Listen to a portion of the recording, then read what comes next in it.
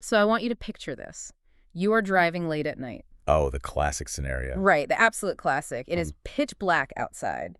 Just your headlights cutting this really narrow cone through the darkness. And the road is just completely empty. Totally empty. The radio is playing softly, but honestly, the fatigue is really, really starting to set in at this point. Yeah, your eyes are getting incredibly heavy. Exactly. And then you get that sudden, just chilling feeling in the pit of your stomach that you have passed this exact same twisted tree or, that exact same road sign like 10 minutes ago. That is the worst feeling. It really is.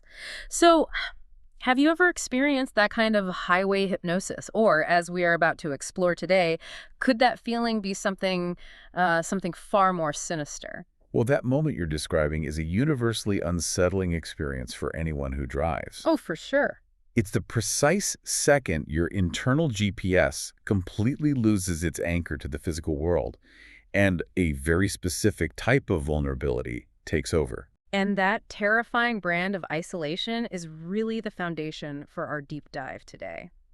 We are digging into a totally fascinating piece of source material. It's really rich material. It is. It's a transcript from the YouTube channel Scary Pumpkin. And it features two incredibly detailed Hindi horror stories. And they are both centered around a single terrifying entity, which is the Chhalava. Right. But, our mission today isn't just to recount some spooky campfire tales. We really want to unpack the cultural folklore of this entity. Because there's a lot going on beneath the surface. Exactly. We want to analyze the deep psychological terror woven into these narratives. It's about how these stories masterfully use isolation and paranoia and just the absolute fragility of human trust to build tension. Yeah, and before we even get into the mechanics of the monster itself, we really need to establish the psychological framework that makes these stories function in the first place. Okay, lay it on us. So in psychology, there's a concept called reality testing. Reality testing. Okay. Right. Think of it as your brain's internal fact checker. It's this cognitive mechanism that allows you to objectively evaluate a thought or an emotion against the real physical world. So it's what helps you distinguish between what is actually happening and what you are, merely imagining or maybe just fearing. Precisely. It is a constantly running background process. Like if I think I see a shadow move in my room, my reality testing is the part of my brain that turns on the light and says, nope, that is literally just a pile of laundry on a chair. That is a perfect example. But what happens when you introduce severe fatigue or intense stress? Right. Or pure, unadulterated isolation? Your reality testing begins to lag.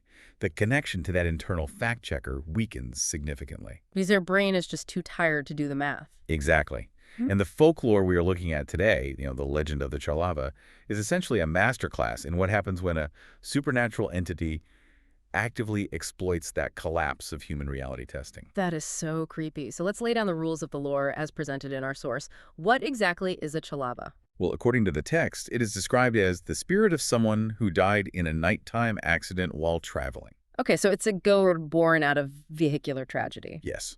And its modus operandi is completely insidious. It doesn't just jump out of the bushes and attack you with claws or something. Right. It's way more subtle. It traps night travelers in a physical and mental loop.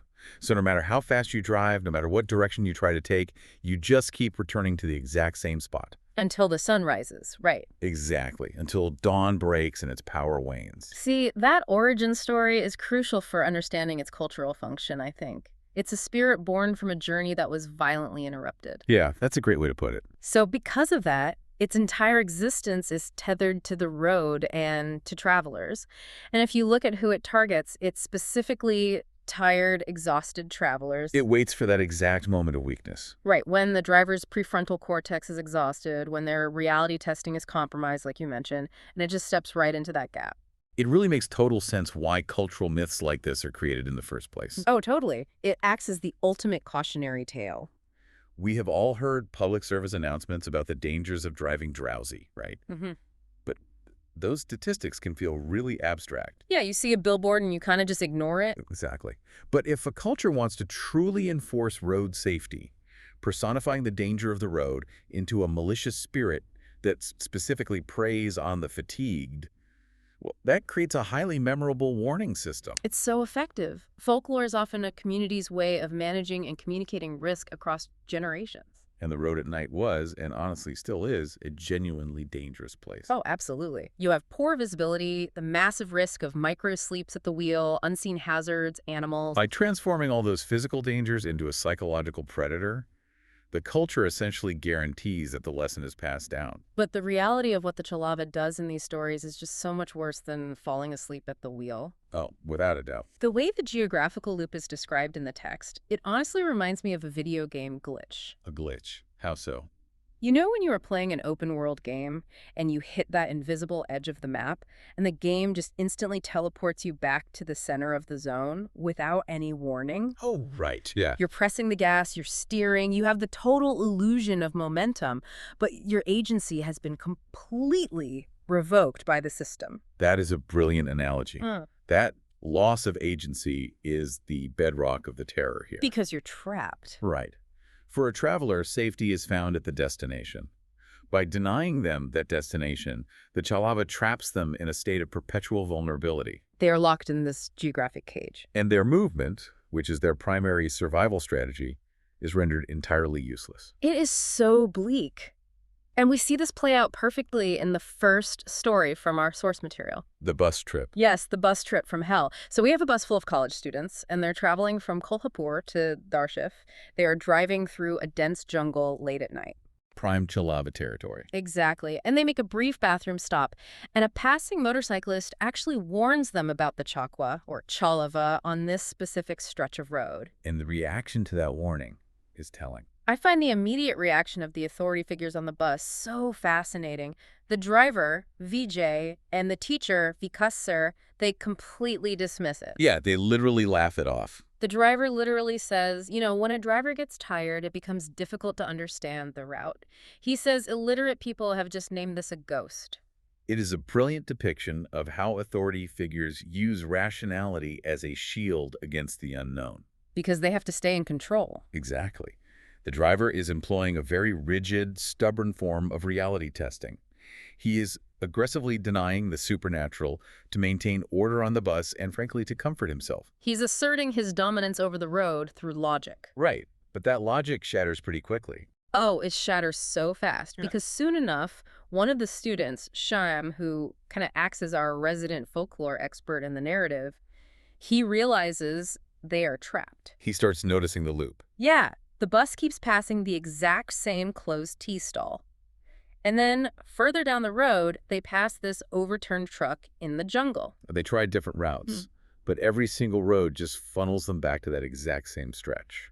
That detail of the overturned truck in the source text is incredibly potent to me. It's a very striking image. It's not just a random landmark, you know. It's a monument to a tragic nighttime accident. Right. It serves as a visual echo of the Chhalava's own origin. Exactly. It acts as the inescapable anchor point of their supernatural prison. But knowing you're trapped in a geographical loop is one thing. Yeah, it's scary, but it's not the worst part. Right. The real terror sets in when you realize you aren't trapped alone, and the entity locking you in isn't just playing a harmless prank. So how does an entity escalate from just making you mildly lost to actively hunting you?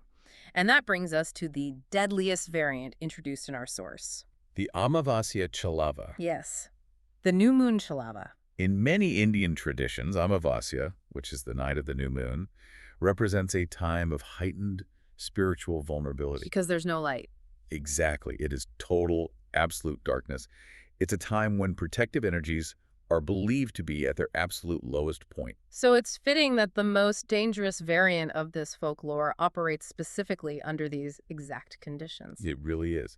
And Shanam explains to the terrified bus that the Amarvasya Chhalava strategy is wildly different from a normal one. Right. It doesn't just trap a large group and watch them spin their wheels in the dirt until dawn. It is much more malicious than that. It isolates the weakest, most tired passenger, kills them using nothing but fear, and then possesses their dead body to hide in plain sight among the survivors. It shifts from being just an environmental hazard to a parasitic, deeply psychological threat. It's so invasive. And before it even attempts to possess anyone, we see it weaponize the passengers' own minds against them. It basically scans them for vulnerabilities. Which is exactly what happens to the other teacher on the bus, Sushil sir. Poor Sushil. Once the bus is trapped, the Chhalava targets Sushil's deepest desires. The driver suddenly sees a sign for Borgon, which is Sushil Sir's home village. Now, this is geographically impossible. Completely impossible. They've only been driving for 2 hours, and his village is supposed to be 6 or 7 hours away.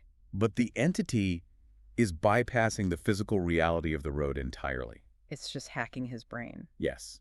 It is interfacing directly with Sushil's subconscious. It recognizes his longing for home, for the safety of his family, and it builds a bespoke, customized illusion just to break him. And what a remarkably cruel illusion it is. It really goes for the throat. They pull into the village, and there's a huge crowd of people weeping. Sushil pushes his way through the crowd to his house and is met with the brutally murdered bodies of his wife, his children, and his parents. It is a total psychological gut punch. It's devastating. And then the entity introduces a character within the illusion. It's this one-eyed old man who steps up to a sobbing Sushil and just starts verbally torturing him. The one-eyed old man functions as the manifestation of Sushil's internalized guilt and despair. Right. The old man tells him that his wife went crazy, slaughtered the family, and that it is all Sushil's fault for not being there to protect them. And then the old man hands Sushil a knife and tells him the only way to repent, the only way to give their souls peace is to slit his own throat. And Sushil actually takes the knife. He actually holds it to his neck. No, wait, hold on. I have to ask a question here because this part always gets me. Sure. What is it? If this entity is powerful enough to manipulate reality, fold space to teleport a moving bus, and conjure an entire village filled with weeping phantoms out of thin air, Right.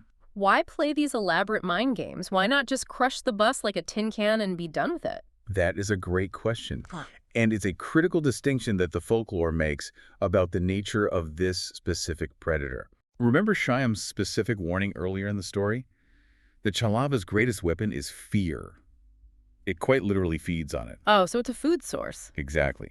Simply dropping a heavy tree on the bus wouldn't generate the complex, agonizing, slow-burn terror that the entity requires for sustenance. So physical violence is almost beneath it. Exactly. For the Chhalava, coercing a victim into taking their own life through sheer psychological manipulation is the ultimate victory. Wow. It is an assertion of absolute dominance over the human will. It proves the fragility of human sanity.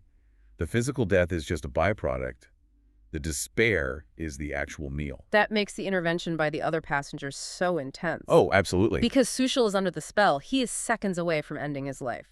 The driver tries to verbally stop him from the bus window, but the old man threatens the driver with the phantom mob. The illusion defends itself. Right, and then Pindu, the bus peon, simply walks up and violently slacks Sushil across the face. That slap is brilliant. It is a desperate physical reboot of Sushil's reality testing. Just a hard reset. Yes. The sharp, unexpected physical pain cuts right through the cognitive fog of the hallucination. And it works. Sushil drops the knife. But the Chhalava doesn't just give up. No, the illusion fights back hard. The old man orders the mob to attack, and in a truly horrifying display of power, the old man just cuts Sushil's head off and throws it at the students. It escalates so quickly. The survivors barely manage to scramble back onto the bus, and they drive away through a hail of rocks thrown by the village. And in that moment, the veil of rationality, the one the driver was clinging to at the start of the trip, has been violently, permanently torn away. They can't deny it anymore. No. They now know the monster is real, it is lethal, and it can manipulate their senses at will. Their reality testing isn't just compromised, it has been entirely invalidated. And this strategy of breaking them down leads directly into the blood-soaked climax of this first story. Because the pressure inside the bus is now unbearable. Exactly, because once they're back on the bus, bleeding, driving endlessly through that exact same dark jungle with a headless body left behind, the real nightmare begins. Shyam drops the ultimate bombshell. He does. He explains the final rule of the Amavasya Chhalava. He tells the terrified survivors that the entity isn't just out there in the jungle throwing rocks. It's not external anymore. Right. It has already killed one of them, possessed their corpse, and is currently sitting on the bus perfectly mimicking their friend. The introduction of the imposter dynamic completely changes the geometry of the horror here. It totally shifts the genre. It really does. The threat is no longer external. It is sitting in the seat right next to you.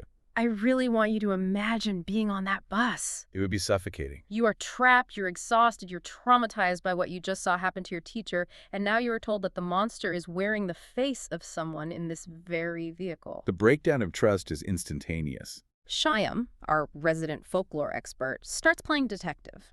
But he points the finger directly at his fellow student, Shrikant. He builds a really convincing case, too. He really does.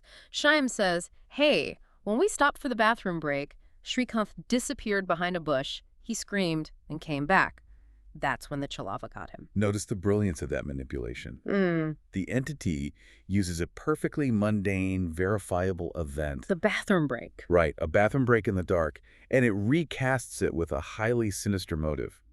It weaponizes the unknown gaps in their shared timeline. Because everyone remembers Shrikant going behind the bush. Exactly, but no one knows exactly what happened back there.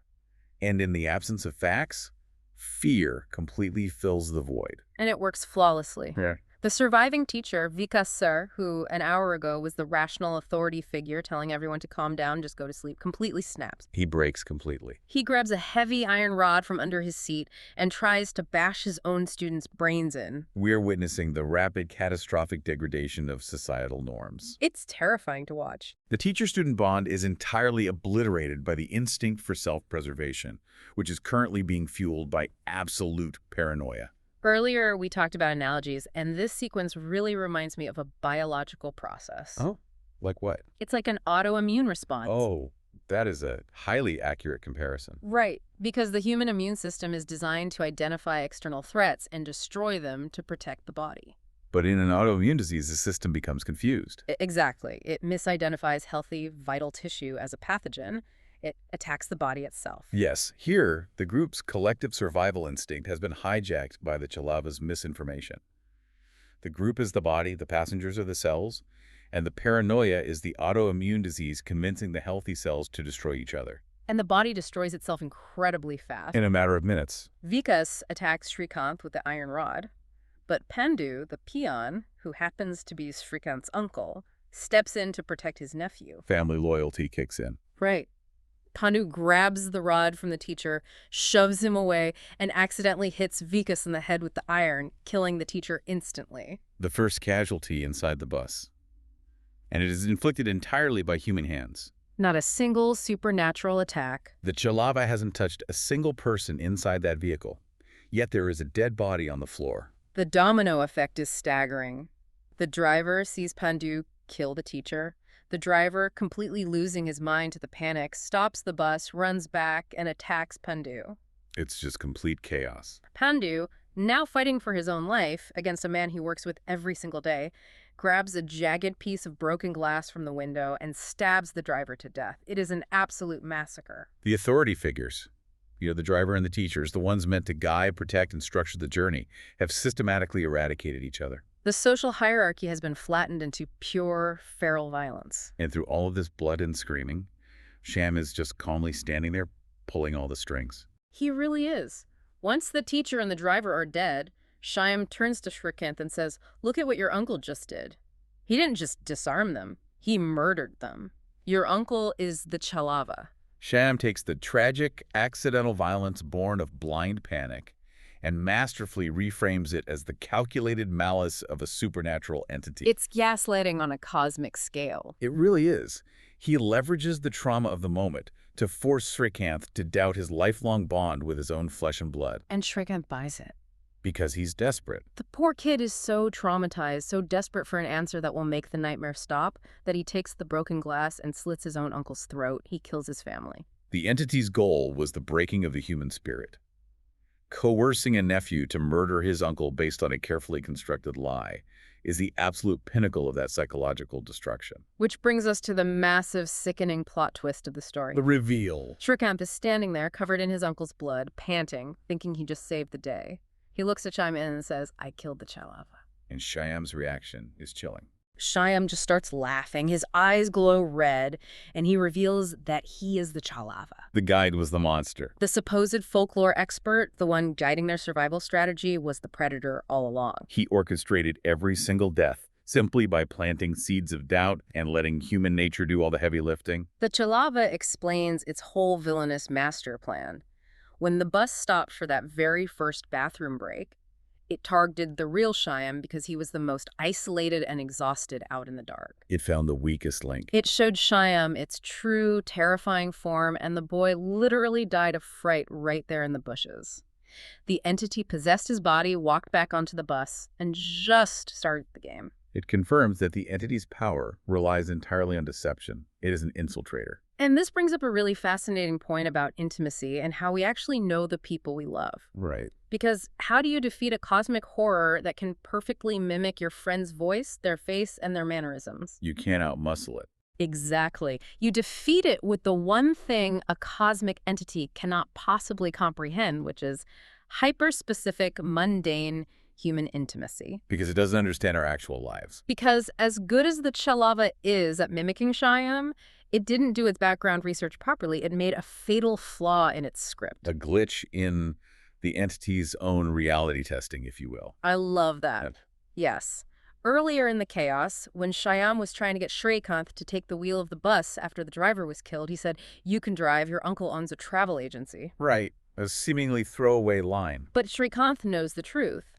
The real Shyam, his classmate who he talks to every single day, knows perfectly well that Shrikant's uncle doesn't own a travel agency. He's not a businessman. His uncle sells gulgap, which is a popular street food snack, right outside their college gates. It is such a brilliant, grounded narrative detail. The supernatural horror isn't undone by a magical chant or an ancient relic. Right. It is undone by a street food vendor's cart. It's that tiny continuity error that snaps Shrikant's reality testing right back online. The fog just clears. The illusion of the friend shatters. He realizes the entity has been lying the entire time, that it tricked him into killing his innocent uncle. And in a fit of absolute devastating rage, Shrikant grabs the iron rod from the floor and crushes the imposter's head. And according to the lore established in the source, when a Chhalava is defeated by a human, when the possessed vessel is destroyed and the entity is outsmarted, its cycle is broken, and it receives salvation.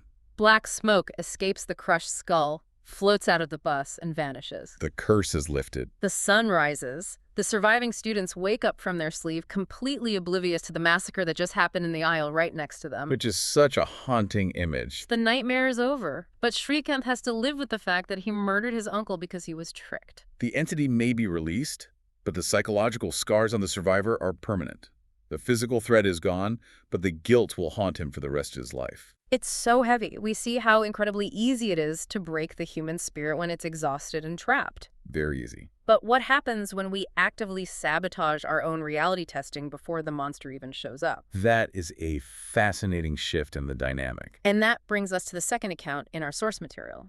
This second story takes the exact same folklore rules, the geographical loop, the illusions, the imposter mechanic. All the same ingredient. And applies them to a totally modern, highly chaotic scenario. It really demonstrates just how adaptable this myth is to different contexts, and specifically to different states of mind. We transition from a bus full of sleeping students to a car full of young adults. We have 4 friends, Akshay, Ravi, Aisha, and Adi. A very different group dynamic. They are on a road trip to the hill station of Lonavala. It is 2 a.m.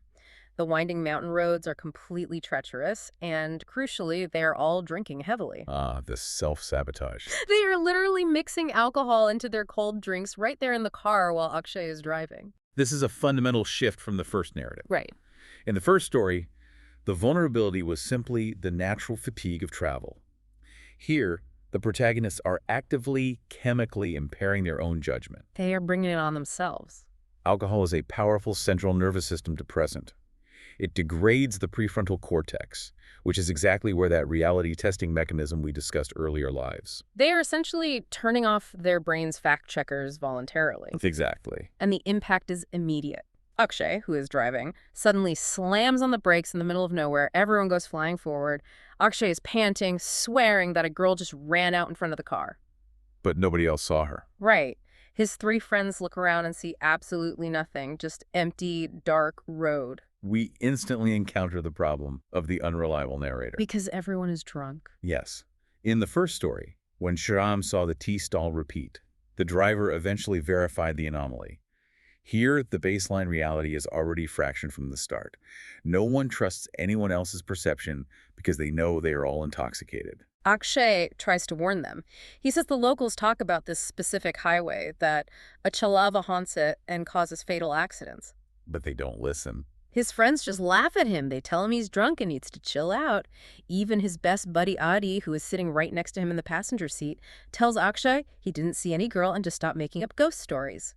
The alcohol serves as an incredibly powerful narrative catalyst here. It's the perfect cover. It provides a highly plausible, deeply rational excuse to dismiss the supernatural warnings.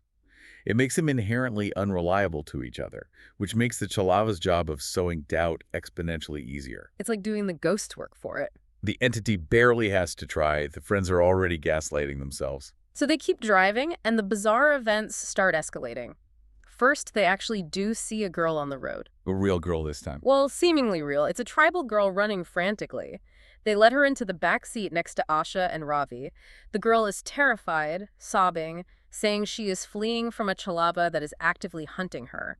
She introduces the folklore element directly into the physical space of the car, pulling the threat from the abstract into their immediate contained reality. And right on cue, a massive, angry mob carrying burning torches and heavy sticks blocks the road ahead of them. The nightmare escalates. The mob looks furious, screaming. Akshay panics. Instead of stopping to talk, he swerves the car onto a random, unpaved side road. And this is where the geographical manipulation begins again, but with a terrifying variation. Oh, the road sign. They are bumping down this weird dirt road, and they pass a highway sign that clearly says Lonavala 60 kilometers. Which is wrong. Aisha, who is asleep in the back, wakes up and is incredibly confused. She points out the glaring mathematical flaw. They've only been driving for a short time. And Lonavala is far away. It's an 8-hour drive from their starting point. It is physically, logically impossible for them to be 60 kilometers away. In the first story, the illusion was an endless, repeating loop of the exact same space. Here, the Chhalava is warping distance itself. Like compressing space. Exactly, collapsing an 8-hour physical journey into a fraction of the time. It is a complete distortion of spatial reality designed to disorient them completely. It creates total chaos in the car. They're arguing about the math of the road trip while simultaneously fleeing from a torch-wielding mob. The stress levels are peaking. Eventually, they see a roadside dhaba lit up in the distance. Now, for anyone who hasn't traveled in India, we have to contextualize what a dhaba is. Very important. It's a small, rustic roadside eatery. It is the ultimate symbol of safety, rest, and comfort on a long highway. It means hot chai, fresh food, and bright lights. A dhaba is an oasis for a weary traveler. By using it as bait, the Chhalava is exploiting their desperate psychological need for normalcy and refuge. It is using their hope against them. Precisely. Despite the frantic warnings from the tribal girl who absolutely refuses to get out of the car, Akshay and Adi decide they need to stop, get some food, and ask the owners where the hell they are. A terrible idea. Akshay walks up to the counter and asks for a plate of food. A man emerges from the shadows. He looks creepy, unwashed. But he hands Akshay a plate of rice and dal. But something is wrong with it. When Akshay looks down at the plate, the food is literally crawling with insects. It is rotting, teeming with bugs. The facade of safety crumbles instantly, replaced by visceral decay and corruption. It's a profound violation of trust. The creepy man looks at Akshay and delivers this incredibly chilling line. He says, "We have been hungry for days.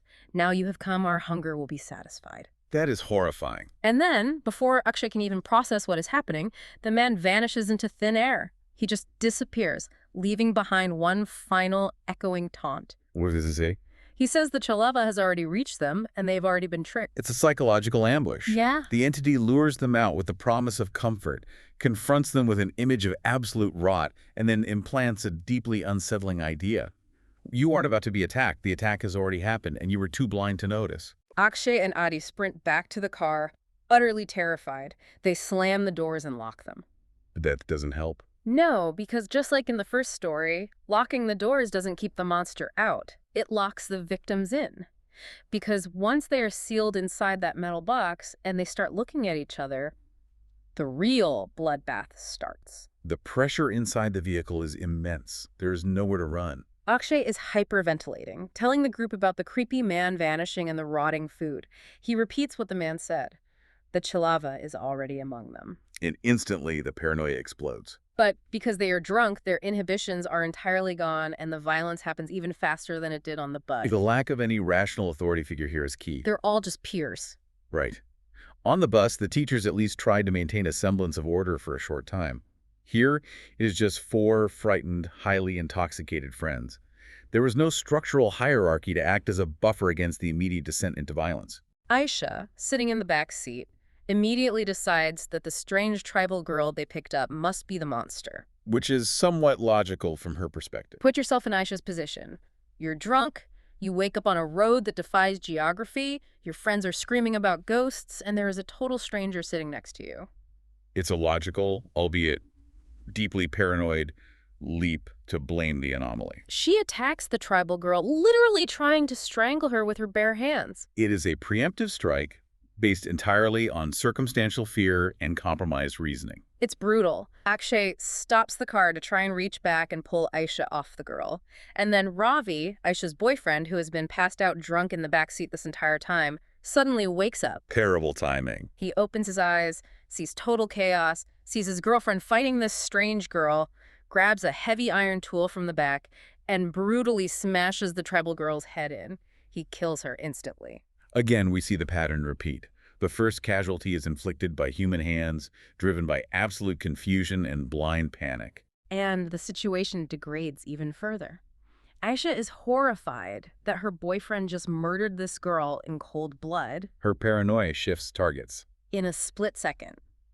She decides that Ravi, who miraculously slept through the mob, the impossible road sign, and the screaming, must actually be the Chhalava waking up to kill them. So she turns on him. She takes off her scarf, wraps it tightly around Ravi's neck, and starts strangling her own boyfriend to death. It is a stunning, tragic display of how quickly deep interpersonal cohesion disintegrates when reality testing completely fails. The trusted partner becomes the lethal threat in a matter of seconds. They are screaming, fighting over the dead body of the tribal girl in the back seat. The car is a complete claustrophobic war zone. It's unimaginable stress. And while this horrific scene is playing out in the rearview mirror, Akshay, who is still in the driver's seat, makes a move. But he doesn't reach back to stop Aisha. What does he do? He grabs a broken, jagged beer bottle from the cup holder, turns to his right, and viciously stabs his best friend Adi in the face. A shocking pivot in the narrative focus. It's a massive twist. Akshay just mercilessly attacks his lifelong friend. And as the glass tears into Adi's face, the illusion drops. The monster is revealed. Adi's human features melt away, his skin decays into rotting flesh, his clothes turn to rags, and he transforms into a hideous, demonic spirit. Akshay was right. Adi was the Chhalava all along. This is where we see the immense payoff of the source material's careful, subtle breadcrumbing. I love how they laid the clues out. How exactly did Akshay figure it out while his friends were blindly murdering each other in the back seat?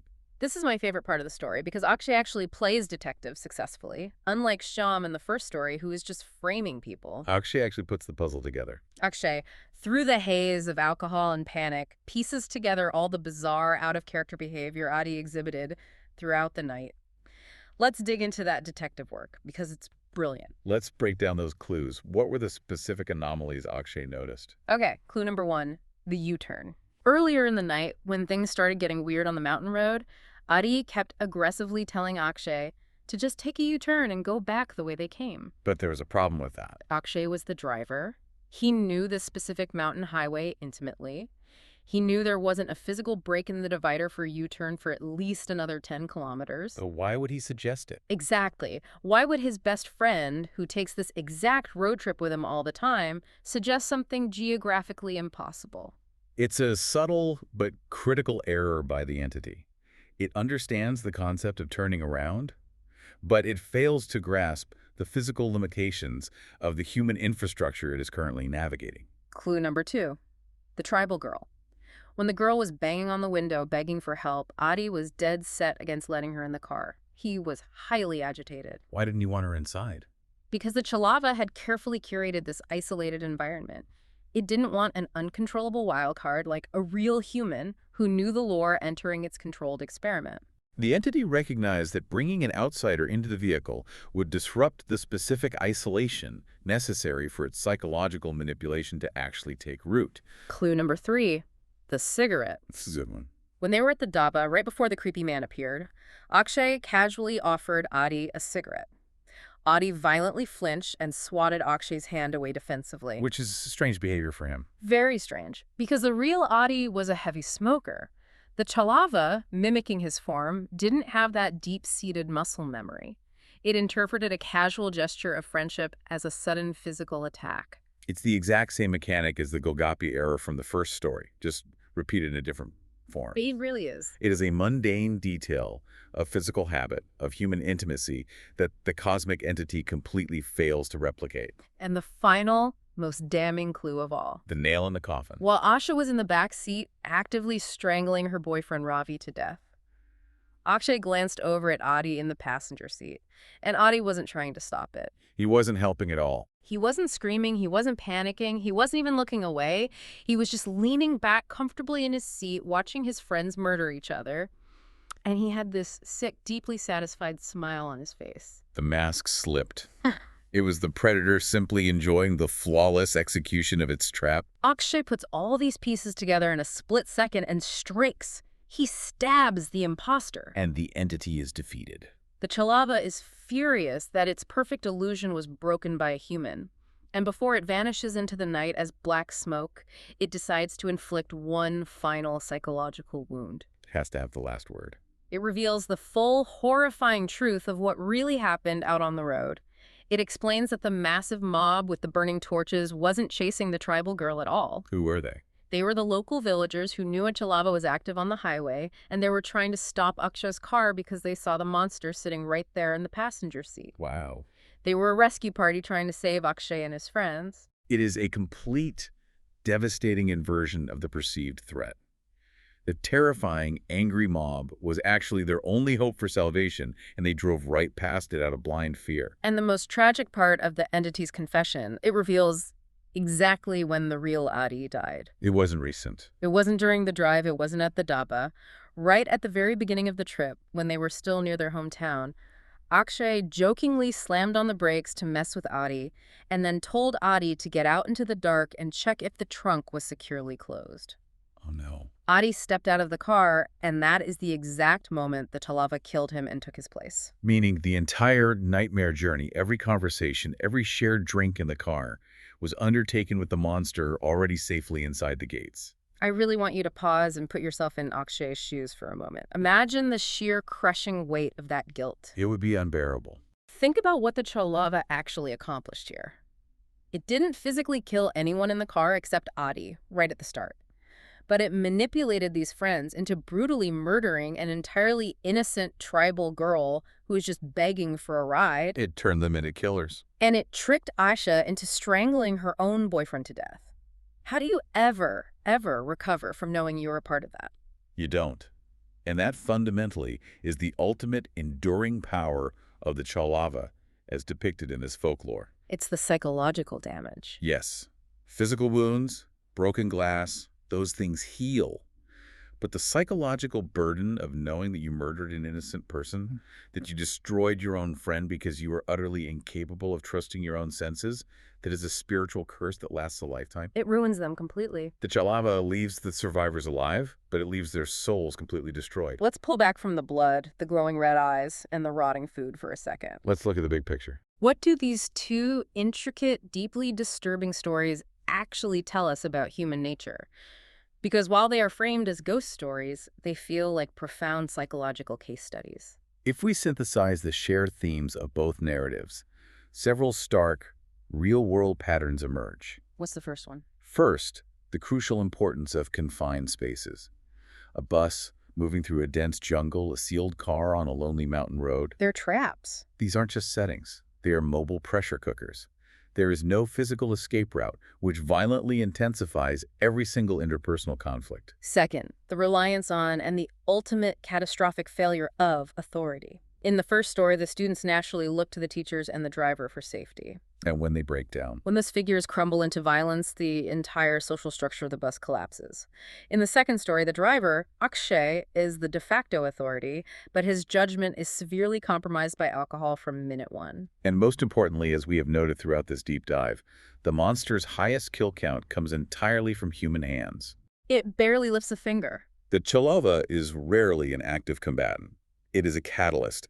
It provides the initial spark of paranoia, and human nature readily provides the gasoline to burn the entire structure down. Let's connect this folklore to real-world history and psychology, because I think that's where the true, lingering terror of these stories lies. It's very applicable to reality. It's about how our brains process information under severe duress. It reminds me of historical instances of mass hysteria. The parallels are striking. When we look at historical events driven by mass paranoia, whether it's the Salem witch trials or modern instances of collective delusion, the underlying mechanics are identical to the Chhalava stories. How so? When a group is isolated, stressed, and subjected to a perceived existential threat, their collective reality testing breaks down. They lose the ability to verify what is objectively true. And when we lose that ability, when that internal fact checker goes offline, we become incredibly susceptible to misinformation. We just believe anything. If an authority figure, or even just a loud voice in the room, points a finger and says, "He is the threat," our terrified brains are so desperate for a simple, actionable answer that we believe it without question. It exposes the dark, fragile underbelly of group dynamics. We see the rapid dismantling of lifelong relationships. An uncle and a nephew. A group of best friends. Decades of trust, love, and shared history are completely incinerated in a matter of hours, using nothing but suggestion, isolation, and the weaponization of fear. So why should you care about any of this? Why spend an hour deeply analyzing Hindi folklore about a shape-shifting ghost on a highway? What is the takeaway? Because while you might never face an Amavasya Chhalava on your next midnight road trip, the mechanics of the paranoia we just described are very, very real. The folklore is simply a dramatic supernatural exaggeration of a very common human vulnerability. It happens to all of us. When you are deeply tired, when you are stressed at work, when you are trapped in an echo chamber, be it a physical room or a highly curated digital space, how easily can your own mind be hijacked? It's a scary thought. How quickly can you be manipulated into viewing your allies, your colleagues, or your friends as enemies? The Chhalava doesn't need supernatural powers to exist in our world. It exists in the exact moment we stop trusting each other and start letting fear dictate our reality. It serves as a profound, unsettling reminder of the fragility of the social contract we all rely on every day. We have taken an incredible journey today through this source material, from the endless, inescapable geographical loops of a haunted highway, past the closed tea stalls and overturned trucks. Straight into the psychological mind games of the Amavasya Chhalava. We've seen how pure fatigue and alcohol can fracture our reality testing, and we've witnessed the devastating, permanent consequences of broken trust. It truly is a masterclass in narrative tension and cultural metaphor. And it all circles back to that feeling we talked about at the very beginning. Driving late at night, the darkness pressing in on the windshield, and that sudden creeping uncertainty about what is real and what is just a trick of your exhausted mind. It always comes back to the mind. So before we go, I want to leave you with one final chilling thought to ponder the next time you're sitting in a room laughing with your closest friends. Consider the fatal flaw of the entity. If a Chhalava took over your body right now and tried to flawlessly blend into your friend group, what is the one incredibly mundane, hyper-specific detail about your life that the monster would definitely get wrong? A terrifying question of observation and human intimacy. And, more importantly, would your friends actually catch it in time to save themselves? Let's hope they do. Thank you so much for joining us on this deep dive into the source material. Remember to stay curious, stay sharp, keep an eye on those mundane details, and maybe, just maybe, let someone else drive if it's getting too late.